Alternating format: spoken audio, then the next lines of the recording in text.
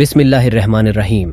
अस्सलाम अलैकुम नाज़रीन, आज का मौज़ू उन्वान फ़िलिस्तीन का मुहाफ़िज़ सुल्तान अब्दुल हमीद दूम की गैरतमंद कहानी। तारीख़ की औराक़ में कुछ नाम सिर्फ हुक्मरान नहीं होती, वो एक उम्मत की गैरत, एक नज़रिया और एक चराग होते हैं जो जुल्मत में रोशनी बांटती हैं।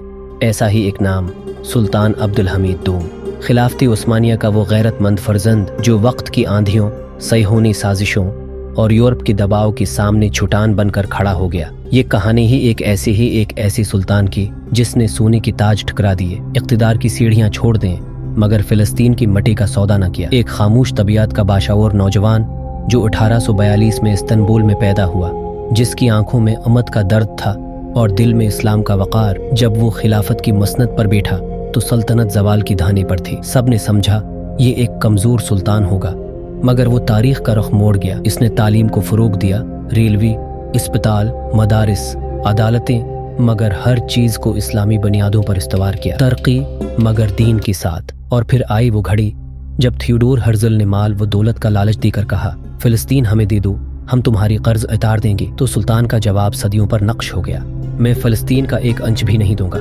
ये ज़मीन मेरे नहीं, उम्मत मुसलमा की अमानत है। साजिशें हुए, इतिहाद व तरक्की जमात ने बगावत की, सैहूनियों ने मीडिया का हथियार उठाया और आखिरकार अनीस सुनों में सुल्तान को महजूल कर दिया गया। मगर आज जब फ़िलिस्तीन के ज़ख्म लहू लहू हैं तो अब्दुल हमीद का इनकार एक मीनारे नूर की तरह हमारी ज़मीर को जगाता है। नाज़रीन, ये सिर्फ एक सुल्तान की कहानी नहीं, ये एक उम्मत की गैरतमंद ख्वाब की ताबीर है कि इस अकेला इंसान भी अगर सच पर हो तो पूरी उम्मत की इज्जत बचा सकता है। ज़वाल में चराग सुल्तान अब्दुल हमीद की इब्तिदा। तारीख़ इस्लाम के माथे पर कुछ नाम चमकती सितारों की तरह सबत होते हैं जो ज़वाल में भी उम्मीद का दिया जलाते हैं। ऐसा ही एक नाम है सुल्तान अब्दुल हमीद। वो वक्त जब खिलाफत उस्मानिया अंदरूनी टूट फूट और बैरूनी दबाव के नीचे बिखर रही थी, तब एक नौजवान उभरता है, खामोश, संजीदा और खुदा तरस। अब्दुल हमीद दूम 21 सितंबर 1842 कुस्तंतनिया की सरजमीन पर पैदा हुआ। वालिद सुल्तान अब्दुल मजीद और वालिदा एक नेक सीरत चरकिस खातून तुरंजम खानिम, जिनकी गोद में अब्दुल हमीद ने अखलाक, वक़ार और दीनदारी की उसूल सीखे। वालिद की वफ़ात के बाद चचा सुल्तान अब्दुल अजीज़ की सरपरस्ती मिली। तालीम में अरबी, फ़ारसी, फ़्रांसीसी और उस्मानी तुर्की ज़बान पर उबूर हासिल किया। साथ है कुरान, हदीस, तारीख़ और सियासत का मुताला उनकी आदत बन गए। ये नौजवान जो तख्त पर नहीं दिलों पर हुकूमत के लिए तैयार हो रहा था। 18 अगस्त 1876 खिलाफत उस्मानिया की बागडोर अब्दुल हमीद के हाथ में आई। वो दूर जब हर समत अंधेरी छा चुकी थी, कर्जों का बोझ, माशी बदहाली और दुश्मनों का घेराव। रूस, फ्रांस, बरतानिया सब खिलाफत के खिलाफ मुतहद थे। बल्कान में बगावतें और इंदरूनी गुदार, हर समत एक आजमाइश। अगर सुल्तान डटा रहा, अजदों से ताकत ली, कुरान से रहनुमाई ली और उम्मत के अमीद बन गया। उन्होंने आईने हुकूमत का ऐलान किया, 1976 का पहला इस्लामी आइन नाफिज किया, पार्लियामेंट कायम की। मगर जल्द मालूम हुआ कि दुश्मन अंदर आ चुका है। 1878 में पार्लियामेंट मुअत्तल हुई और सुल्तान ने सब इख्तियारात खुद संभाल लिए उम्मत की बका के लिए। रोस्तर की जंग में रूस ने हमला किया, उस्मानियों को नुकसान हुआ और मुआहदा सान स्टेफानो पर दस्तखत हुए, जिसने सल्तनत की ज़मीनें और वक़ार छीन लिया। मगर अब्दुल हमीद ने बर्लिन कॉन्फ्रेंस में शरकत करके इस मुआहदे की जहर को कम करने की कोशिश की। इस्लाहात का आगाज़, उन्होंने तालीम को आम किया, मदारिस, स्कूल, कॉलेज, हर जगह इल्म का नूर फैलाया। रेल का निज़ाम, दिमश्क से मदीना तक हिजाज रेलवे जो आज भी उनका सिदक़ा जारिया है। अदालतें, नए कवानीन और मीडिया का इस्तेमाल इस्लामी पैगाम को आम करने के लिए। इस्लामी इत्तिहाद की पाले से वो सिर्फ तुर्कों के सुल्तान न थे बल्कि उम्मती मुस्लिमा की खलीफा थे। हिंदुस्तान, मिस्र, इंडोनेशिया, हर जगह उनका नाम इज्जत से लिया जाता। उनकी ज़ात में सादगी, दियानत और बंदगी का हसीन इम्तिजाज था। वो फजर की नमाजी, तहज्जुद गुजार और कुरान से इश्क रखने वाली बादशाह थी। वो सुल्तान जिसने कहा था, इक़्तिदार मेरा नहीं, अमानत उम्मत की। सुल्तान अब्दुल हमीद, खिलाफत का दिफा।